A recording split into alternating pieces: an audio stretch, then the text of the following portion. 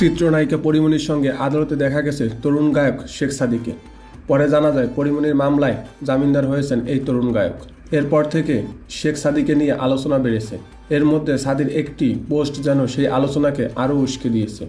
গতকাল রাতে সাদী তার ফেসবুক পোস্টে ভালোবাসার ইমোজি দিয়ে লিখেছেন, অন্য কোনো মেয়েকে এখন আর আমার ভালো লাগে না, পরি আমার। সাদীর এমন ফেসবুক পোস্টে ঢালিউড চিত্রনায়িকা পরীমনি মন্তব্য করেন, দরজার আড়াল থেকে উকি দেওয়া একটি পুতুলের ইমোজি জুড়ে দিয়ে লেখেন, ওহ। কেউ কেউ বলছেন, ভালোবাসা দিবসের আগে নিজের মনের ইচ্ছা সামাজিক যোগাযোগ মাধ্যমে প্রকাশ করেছেন তরুণ প্রজন্মের জনপ্রিয় গায়ক শেখ সাদী। জানিয়েছেন তিনি পরীমনির একমাত্র যোগ্য। শেখ সাদী বলেন, ওরকম সিরিয়াস কিছু ভেবে পোস্টটি আমি দেইনি, কিন্তু সবাই যে এত সিরিয়াসলি এটা নেবে ভাবতেও পারিনি। এখন থেকে ফেসবুকে কিছু লেখার আগে ভাববো। সহকর্মী, একসঙ্গে কাজের পরিকল্পনা চলছে, এর বেশি আর কিছু নয়। এদিকে শেখ সাদীর এমন পোস্টের মন্তব্যের ঘরে ভক্তরাও লিখেছেন নানা কথা। একজন লিখেছেন, তোমাকে শুধু পরীর সাথেই ভালো লাগে। আরেকজন লিখেছেন, গান হয়ে যাক একটা পরী নিয়ে, আমাদের পরীমনির সাথে।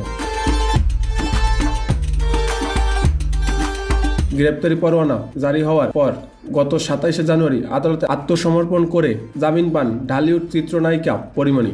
এদিন এই নায়িকার জামিনদার হন গায়ক শেখ সাদী।